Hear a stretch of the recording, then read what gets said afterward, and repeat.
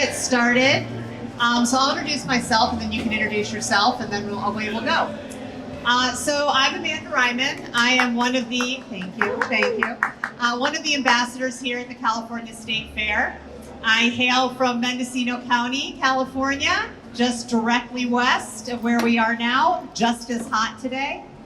And I am a social scientist. So I've been studying cannabis for over 20 years and really looking at the relationship between people, the plant, and greater society. And what really drew me into this work was moving to Oakland, California from Chicago in 2002, becoming a medical cannabis patient, and seeing what was going on in the early medical cannabis dispensaries. How many of you out there have been to a dispensary? Right, so it kind of looks like a store, right? Not that different than other stores you might see. But back then, dispensaries looked a lot different. They had art classes, they had open mic night and storytelling hour, they had doggy daycare, they had access to the internet, free food. Sometimes there was a lawyer there to speak with patients that needed to talk to a lawyer. There was peer support. And it was like, nothing I'd ever seen. And being a social worker, I was very familiar to how hard it is to get healthcare and services to people, especially people that can't afford it or don't have insurance. And these dispensaries were doing it every single day, providing care to their communities. And I had a feeling that this was a moment in time that may disappear as cannabis marched towards the mainstream. And I didn't want people to forget that it had happened. And the best way to do that is to write it down. So that's what I did. And I did my doctoral dissertation on how early medical cannabis dispensaries were operating as health service providers by interviewing patients directly inside the dispensary, by interviewing the managers and owners about what services they offered and why. And ever since then, I've really held on to this idea that cannabis is a community health service, and that dispensaries can act as centers of community support, of social support, of learning, and of fun. And so I was really excited to do this panel today because I know that there's a lot of folks that may have never experienced that and really don't know where that model came from or why it came to San Francisco. So I'm going to let my co-panelist introduce himself because he was there, and he's going to tell us the story of how we came to where we are now and the role of the queer community in bringing what we all enjoy today as the ability to walk into a store and purchase our medicine. So Terrance? And buy queer weed, which is amazing. Who knew that there was queer weed, right? My name is Terrance Allen. I started growing cannabis in 1971. So, do the math. Yeah, I'm old, probably older than anyone in the room, and your parents or grandparents were around when I started growing pot. I grew my first pot at Cornell. It didn't work. We didn't understand that just hauling dirt up the stairs and filling an entire apartment with dirt and turning on all the lights we could find would not grow pot. It did not work. But you know what? I did not give up. And so from that experience forward, go forward to 1976, and I'm now in California. I was born in Chicago, Oak Park, Illinois. You've got the Midwest represented right here, totally. So I went to California. I thought, I'm gonna make money. What could I make money at? Oh, I know how to build things. I started a construction company. Oh man, that was a bitch. And I had to go on vacation. So how did I decide on Cabo San Lucas in 1976? I have no idea. But Cabo San Lucas in 1976 had no paved roads, no intersections, no stop signs, no hotels, nothing. But what it did have was a bunch of humble cannabis farmers that every January would bury their crop, work hard during December, get it all trimmed, put it in 5-gallon buckets, bury their crop in their backyard, smooth it over so nobody could find it, get on an airplane and go to Cabo. And I met such a guy, about my age, a little older, And an important part of this meeting was he was a Vietnam War veteran. A Vietnam War veteran. There are two events that I'm going to stress created legalization. One of them is what we're talking about, the queer community's crisis that forced cannabis into the medical arena. But the first one was all of the vets coming back from the Vietnam War with undiagnosed PTSD, because guess what? We had no idea what PTSD was. We didn't have those initials back then, but guess what? Cannabis worked for them. Many of them hated the city, and so where did they go? Humboldt County, Mendocino County. They got little small farms. They started growing pot, and they realized, I can pay my bills, I can get through the year, I can grow pot, I don't have to talk to people, I don't have to go to town except for groceries. And that was their PTSD solution. And because of that, they brought the seeds from, guess where, Vietnam and all of the Asian countries. And so we had these great landrace strains that they were cultivating. We had their need to cultivate, and then the crisis hit. Do you want me to talk about the crisis, or am I doing an introduction? I own a dispensary in the Castro of California. It sells queer weed, and if you want to know what that is, you can ask me later. But we feature weed from small farmers, and we're a single store dispensary. We want to grow. It's really hard right now. It's even hard to be a one-store dispensary, but we want to grow so that we can represent the Humboldt, Mendocino, and Sonoma small farms and talk about their stories while we talk about their cannabis. Because if you talk about coffee has gone through 3 evolutions. It went first into Folgers, it went second into Starbucks, and now it's into connoisseur coffee. And you know who grew your beans? That's what we've got to do to cannabis. We've got to personalize cannabis, and that's what will save the industry. So that's my spiel, and I'm here to talk about the history. So lead me. All right. Master. Well, first of all, I thank you for that.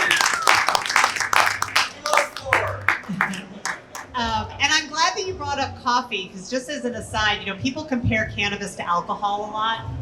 I like to compare it to coffee. Yes. Because a lot of people drink coffee every day.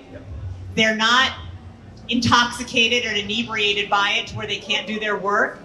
Coffee is connoisseur. A lot of people know, what they really like. It's got different flavors. It's got different aromas. You savor it. And so I love the comparison of cannabis to coffee. Great. And I do think that we're going to see more. We've got those hipster coffee folks who are can talk your ear off about coffee, and we've got that in cannabis as well. So I really love that comparison. So let's go back to San Francisco in the 1980s and talk a little bit about what was happening in your community and kind of where we started to see this need to find solutions that were not being provided by the folks that should have cared what was going on. San Francisco became a magnet for queer people, and they gravitated there and found community there and began to become political operatives. And we all know about the Harvey Milk tragedy. He cemented queer representation in our legislature through his death. And guess how he got elected? We're recording this. Dennis Perone gave him bags of cash to fund his campaign. They were friends in the Castro. They worked together. And how did Dennis Perone get bags of cash? He was the pot dealer for the neighborhood. And he spent 2 years in jail because of it. It was not an easy time for Dennis. But Dennis saw that cannabis could change and help the community. And at first it was politics, and then the AIDS crisis hit. And first, tens of our friends were sick and dying, and then hundreds of our friends were sick and dying, and then thousands of our friends were sick and dying. And you know where they gathered? They gathered in the cannabis dispensary run by Dennis Perone. It was 11,000 square feet on 4 floors. You could decide how much you wanted to spend and how much time you wanted to spend, depending on what floor you went to. And there were literally thousands of people there every day. And those were the people in need. And you know what was almost as important as using cannabis for medicine? Cannabis to remain social. Because the isolation of having AIDS Imagine you're covered in scars with Kaposi sarcoma. It was a horrible existence. And people in a cannabis dispensary didn't give a shit what happened to you. They didn't care if you had it. They didn't care. They were there, they smoked weed, and you were a connected person to them because of cannabis. And it was cannabis and that environment that probably saved, if not hundreds, thousands of people during that crisis. I know, I edged through it, barely. I lost my first husband in 1994. He didn't make it. I know. 17,891 people died in San Francisco alone in that decade. It sucked. It was horrible. And cannabis gave us hope because the one thing we all know about cannabis, smoke cannabis, get hungry, eat food. And when you were on the first AIDS drugs, the last thing you ever wanted to do was eat food. If you were a cancer patient on cancer medication, the last thing you ever wanted to do was eat food. And so if you smoked cannabis, you got hungry and you extended your life. And that was the start. Well, I want to remind folks, as people may not know, especially folks that may be younger, that there was a lot of misperceptions about HIV back then and beliefs around how it was spread. And when folks went into the hospital, they were in isolation. They couldn't have family members visit them or friends visit them. Nurses came in like the full hazmat garb.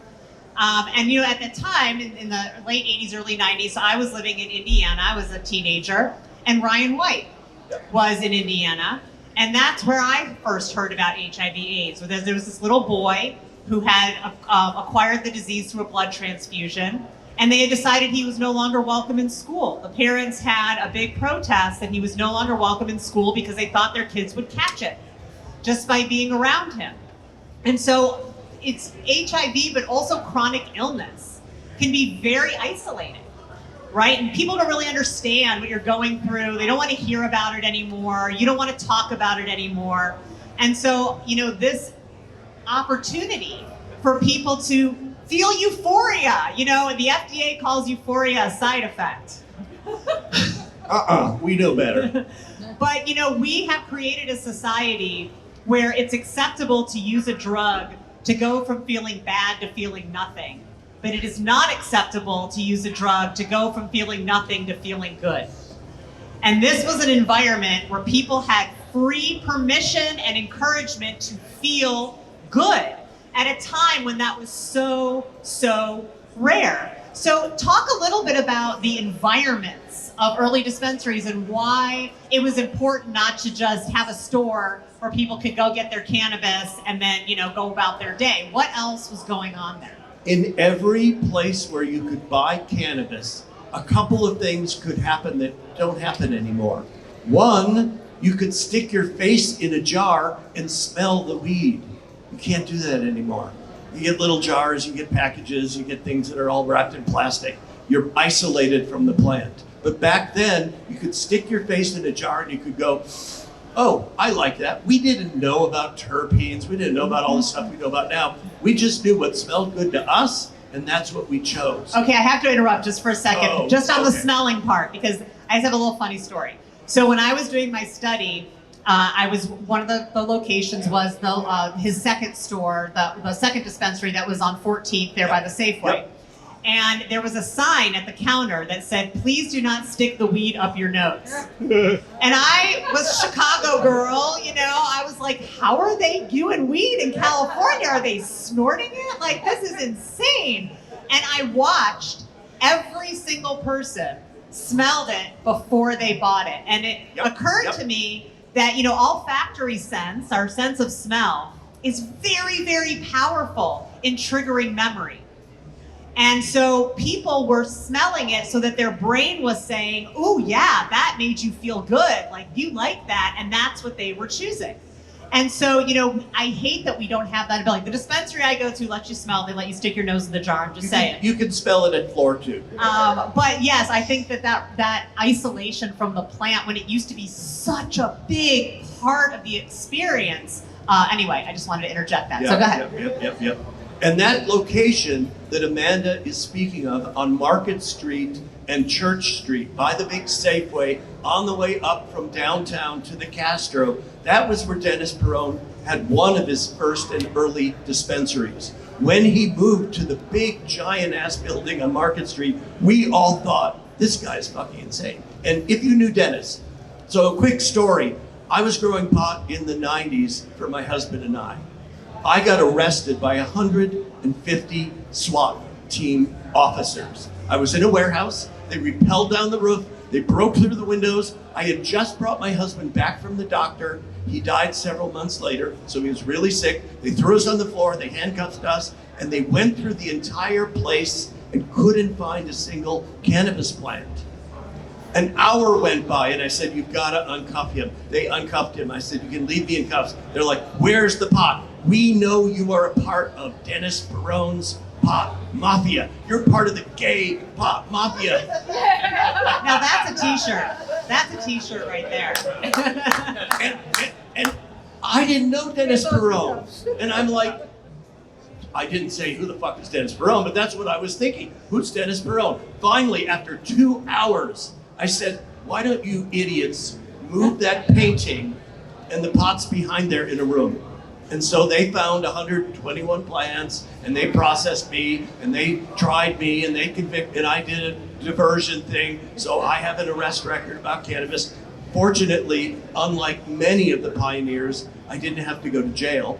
Dennis spent 2 years in jail. I didn't have to do that. But it was Prop P in San Francisco that saved me. It was the Prop P, which San Francisco passed, that said, we're gonna put marijuana enforcement as the lowest priority. And right after that passed, I got arrested. And that was great timing. Dianne Feinstein was mayor. Oh, I can't remember everybody. The year was 1800. The year was 1800. She could actually walk. Sorry, Dad. We love you, Diane. I love you. She gave me her home phone number. It was amazing. And you know who made that possible? Dennis knocked on my door the next day. And he came, I opened the door and he goes, I'm Dennis Perone. And I'm like, who is Dennis Perone? And he goes, I run pot in San Francisco. And I said, oh, that's really cool. Oh, now I remember, I'm part of your mafia. It's really good to meet you finally. Would you buy my weed? And so that's how our friendship got started, and it lasted until he passed. And it was pretty fabulous. So there are 2 clips queued up, and I don't know if we can get the one that's of Dennis. Can we do them in a, okay. Yeah, the Dropbox one. We've got, you know, we're very technical on this stage.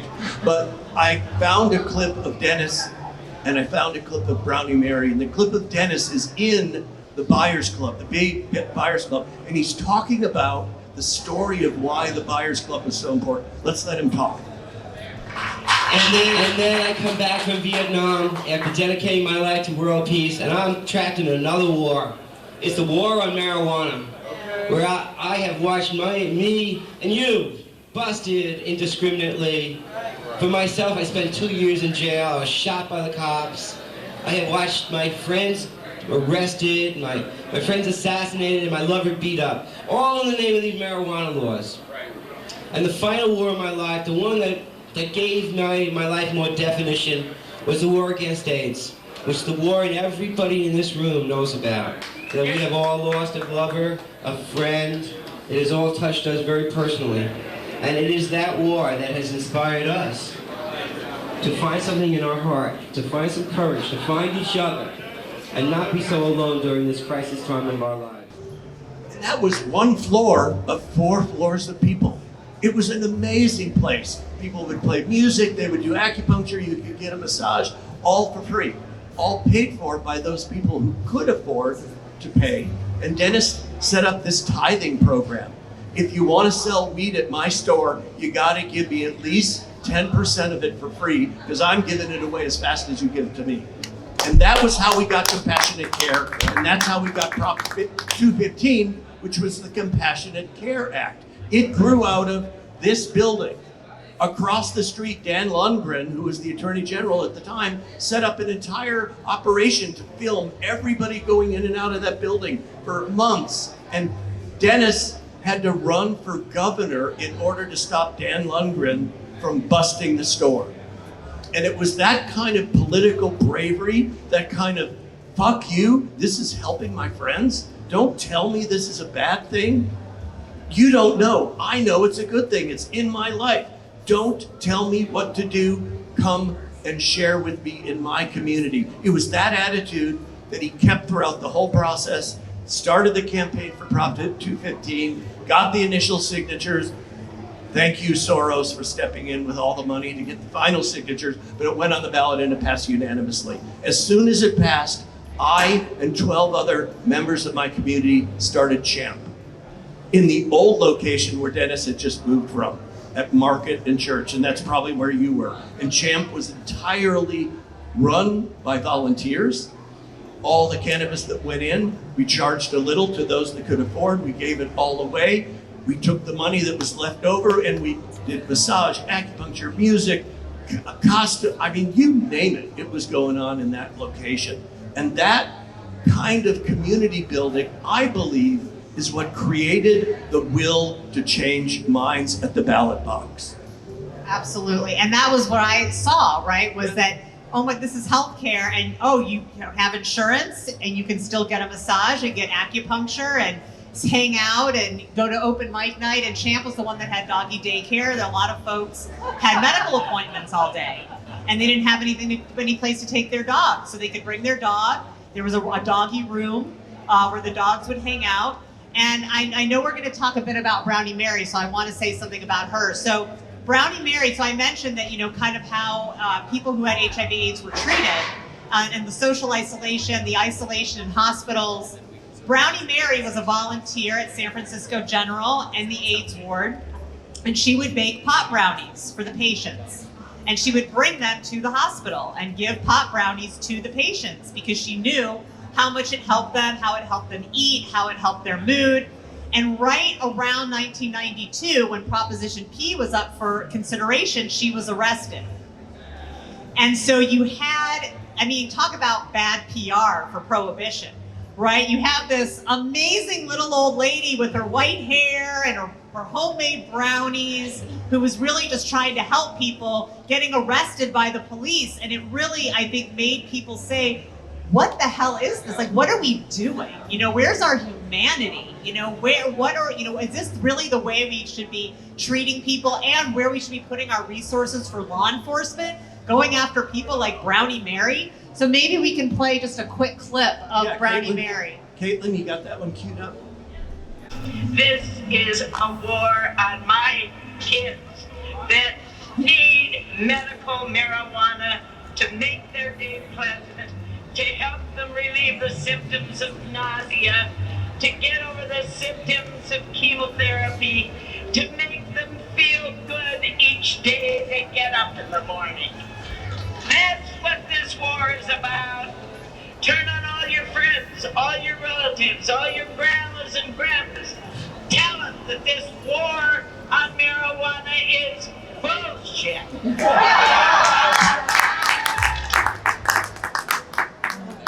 She was amazing. She never swore. She never swore. We were all in shock. So Prop 215 passes in 1996. Now, a lot of folks think that Prop 215 was like this whole regulatory system with state licenses and taxes. But what it really was half a piece of paper long that said if you are caught with cannabis and you have to go to court and you have a recommendation from your doctor, then the law doesn't apply to you, that it's okay, you can still use it. And that was really what allowed people to continue to serve their communities. And then in 2001, we had Senate Bill 420, or 2002, no pun intended, it was really Senate Bill 420. Because at the very beginning, the idea was that it was a co-op. So a dispensary was a co-op, and everyone that went to get cannabis was a member. And that members cultivated cannabis for the entire group, and that the money you handed over for that cannabis was to reimburse the cost of growing it, right? So it was like, you grow my cannabis, I go in, I give you money, say thank you for growing my cannabis, this doctor's recommendation means I have access to it and I would have access. Senate Bill 420 said that I don't have to actively participate in the cultivation in order to benefit from the crop. And that was really the rise of the storefront dispensary. That anyone with a card could go in, but you were still, the money wasn't for the cannabis. The money was to reimburse the costs of growing. So can you talk a little bit about the community in the wake of Prop 215 and how that changed and made, gave people the ability to be more open about what they were doing?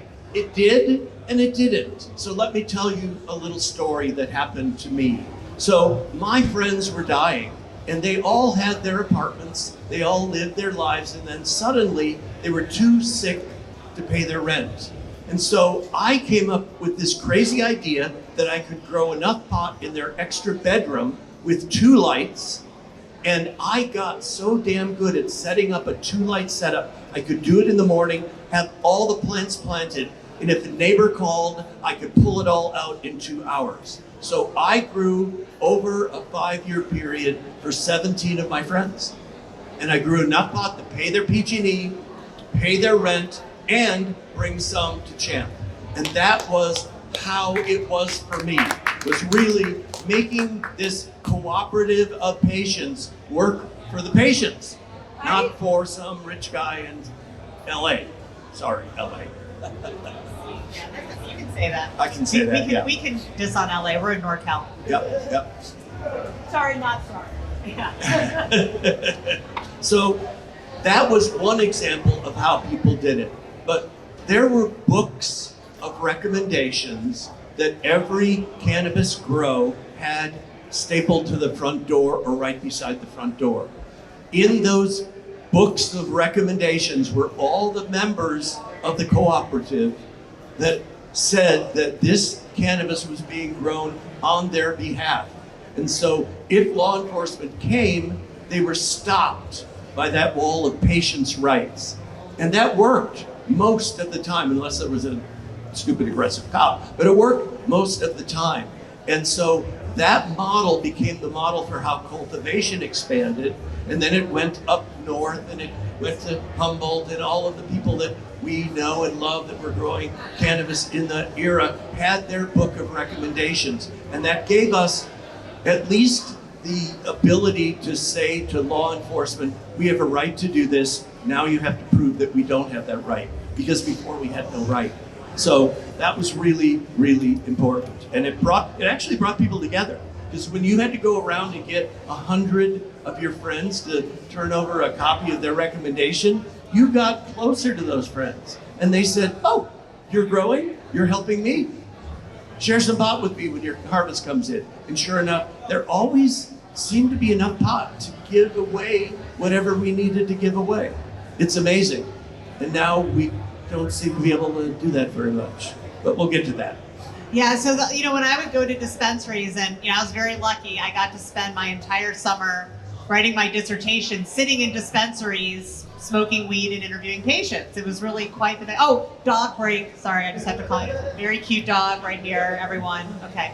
Cannabis dog. Cannabis dog. So, patients were hanging out, and there was always a tray with weed broken up on it that anyone could have. There were always people coming in and giving away cookies that they had made and things that they had made. So I wonder, we've touched a little bit about the role of the dispensary as a social hub, but we're starting to talk now about social consumption centers, right? So California, looking at ways to allow social consumption, and people are talking about lounges. So can you talk a little bit about the role that lounge played? Because every dispensary that I had in my study had an area where people could consume, and people would be there all day, hanging out and consuming. And it was a really great place for people that maybe didn't have any place to go, people that lived in public housing or in apartment buildings where they weren't allowed to consume. So what role, and I know that you have a lounge in San Francisco, so what role did those early lounges play for the community? We did not know in the HIV community what was going to help us and what was going to work. And so the place that we found our peers and we found our community was in the lounges. And as Amanda was saying, the lounges were not small rooms blocked off, all black, that you couldn't look out of. They were right inside the door. So you'd walk in and there'd be a couple of tables and people would be smoking. And then you would go to the back and you would get your cannabis and then you could hang out. And it was a very natural social environment. We have boxed cannabis into jails that we call consumption lounges. I call them consumption jails. And only now are we talking about bringing in something other than cannabis. You can't bring anything in but your pot. And now you're supposed to hang out and be social in a place where you can't even bring your coffee? It's total bullshit. So I support Matt Haney. He was our supervisor in San Francisco. He's now at the Assembly. I support his bill. That's a small, micro, tiny little step to making a consumption lounge work. But guess what? They're not working in San Francisco. They're starting to close. And it's evidence that the model that legislation created has failed us. And we need to change it. And it's going to take fired up people that are going to push the boundaries again that will cause change to happen, because we've taken the social out of cannabis consumption. And that's really what's missing, and that's really what created this whole movement. So we've gutted it and we've exchanged money for it, and it's an empty environment. I know I stand in my store and I love my customers. They're all my neighbors, but they come in and they buy their cannabis and they leave. The doctor comes on Fridays and he talks to patients, and that's about the most cool thing that we're able to do in the store. We should have tables in the front and they should be able to roll and smoke their joint, and they should be able to socialize and talk to their other neighbors about dog walking, about child care. Hey, the Castro's changing. About child care and nannies and all that stuff. And did you paint your bathroom and all that cool things that people talk about nowadays. But they could actually socialize with cannabis and reignite the power that we found by using cannabis together. Yeah, I think that the social aspect is really important, both for the reasons you talked about, but also from a harm reduction perspective.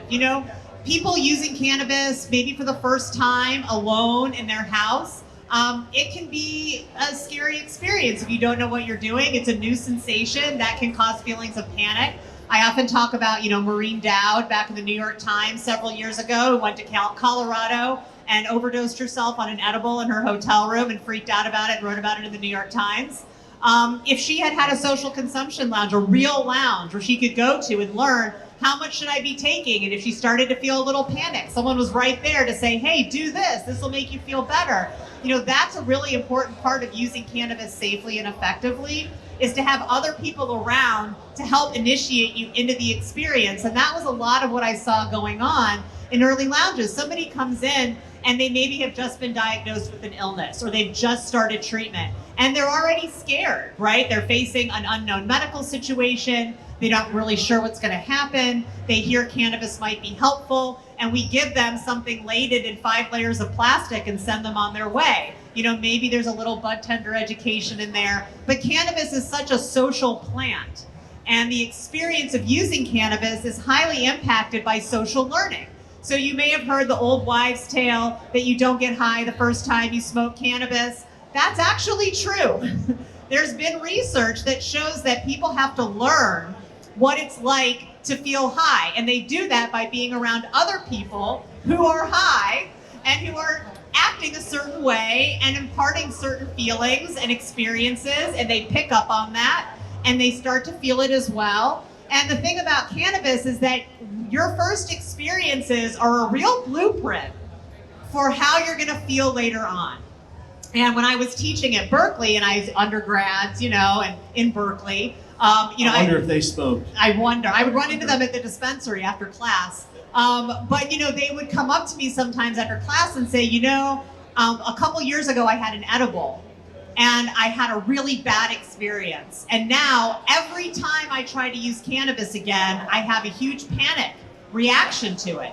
And so there really is a need to introduce people to an environment that feels safe, that feels supportive, where they can ask questions so that they can develop these really good relationships with cannabis. Exactly. And I don't know if I should say this or not. You should. But as an adult, with an apartment above my store. My backyard is my backyard. And so I invite my friends to come and smoke cannabis. And there they tell the stories of what that's like. We teach about the various kinds of terpenes. We teach about dabbing. We had a class about how to roll your first joint. And there was a lady there that was probably 65 years old. She had never rolled a joint before in her entire life.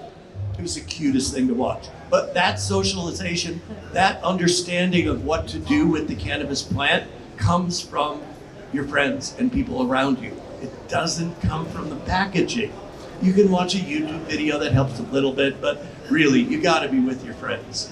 So getting back to kind of the relationship between this and the queer community, you know, we talk about what you're just talking about, right? The need to build community and how cannabis helps build community. So can you talk about a little bit about the intersection between the community that's built via cannabis and the community that queer members have had to build for themselves? Huh. Wow, okay. I love Amanda. She's always getting my synapses firing. I don't know how to answer that Well, question. you talk about like creating spaces that are supportive, where people feel like they can be themselves, where they don't feel like they're going to be judged for what they're doing, which I think a lot of people, even in California, there's still a lot of stigma around being a cannabis consumer. So feeling like you can just sit back and smoke your joint and not have anyone look at you funny or tell you you have to go somewhere else or tell you that that's not welcome here. I can imagine there's crossover there to how some people in their communities might feel like they need places where they can be themselves. Absolutely, and because we created places that you can be yourself, that are these black boxes with no windows and air conditioning, and that's supposed to be a cannabis lounge, we've screwed up socialization, and we forced people into illegal environments, once again, to try to socialize around cannabis. We cannot have a cannabis cafe. I had a CBD cafe across the street at the cafe floor, and as soon as Prop 64 passed, we had to stop doing it. You can't bring, now maybe you're going to be able to bring coffee and prepackaged food in, but we've got to remember that socialization is a panoply of experiences. You socialize much differently than I do. I can bet you $1 on that, probably get the dollar. So we've got to create an environment that adapts for each of us. We don't have that currently. And so, what is the solution? Get cannabis back out of jail. It's like in this plastic jail to buy it. It's in this plastic jail to consume it. And I think that needs to change. I don't know how. I'm getting a little too old to lead a 10-year rebellion, but I think that's what has to happen. And the stories that come out of my past, the stories that are being written today, are the reasons why cannabis legalization in California has failed the users. It's created high taxation, it's created high barriers of entry, it's bankrupted most of the small farms, it's turned it into a big mega business with a small group of indoor growers and outdoor growers in LA controlling most of the market and driving down the prices so that you can't afford to have a farm. I mean, the stories go on, and guess what? We've only had legalization for 3 years, and all of this has gotten screwed up in 3 years, and we have the Prop 64 to thank for that. So we got to undo some of that. I don't know how to do that. Amanda's going to help me. Some of the panel that we're on earlier are going to help. We're going to figure out a way to do it. But when we do it, we can't forget that cannabis is social. It's social. It's social. Every Friday at 4 o'clock, I meet with the new operator of Cafe Floor, and guess what we do? We roll the best sativa joint that I've gotten in my shop, and we sit there and we fantasize about what it's going to be like when we can finally have cannabis and coffee and cannabis and pastry and cannabis in a cafe together. And it's going to be our ideation of what that feels like. It's going to be our dream of what that looks like. That's going to drive this to happen. We just need more people like us. So anybody you know, raise your hand. Anybody you know that's willing to join this effort, this fight, this crusade, let me know. Buy queer weed. Google it. We're there. So we just have a couple minutes left, but Terrance and I are going to be here So if you have questions or you want to come up and talk to us, we're going to be sticking around. But, you know, we need people that really understand this, right? And when we were like talking about legalization and what that would look like, I was very fond of saying legalization is going to help a lot of things, but it's not going to undo capitalism. So we're up against it, right? Because we have a default in this country and in this state to how we deal with commerce. There's a default, and we're always going to go to the default because that's what our brains like. It likes the things that we already know. So we have this opportunity to really look at the past and use the past to illustrate for people what the future could look like. I mean, folks that were born in 1996 are like middle-aged already, right? So we have this whole group of people that really don't remember the beginning, right? Or they were too young to remember the beginning. Or they grow up with just a dispensary being a store on the corner where your mom goes to buy a vape pen. So I think that's why these conversations are so important, because the history has to be part of the future. And in order to do that, we need the people that were there to be a part of it, and we need to continue to tell the story. And that's why I really wanted to do this panel and have this discussion today, because we need to tell the story. We need people to hear about what it was like. We need them to read about what it was like. And we need them to say, wow, that's a much better situation than what we've got going on. And you know, the reality is that most people don't give a shit, because either they don't use cannabis at all, or they're just happy going to the store and getting their vape pen and moving about their day. But it could be so much more, and it was so much more. And the queer community were the ones that showed us what it could be. They showed us this is what you want. And so we have to keep fighting for that. And you're not done. I'm sorry. We're not done. You're not done. Amanda, we've got a lot of work to do. Thank you, everybody. This is Thank really you so great. much. Thank you. Enjoy the fair. Stay cool. Pet the dog.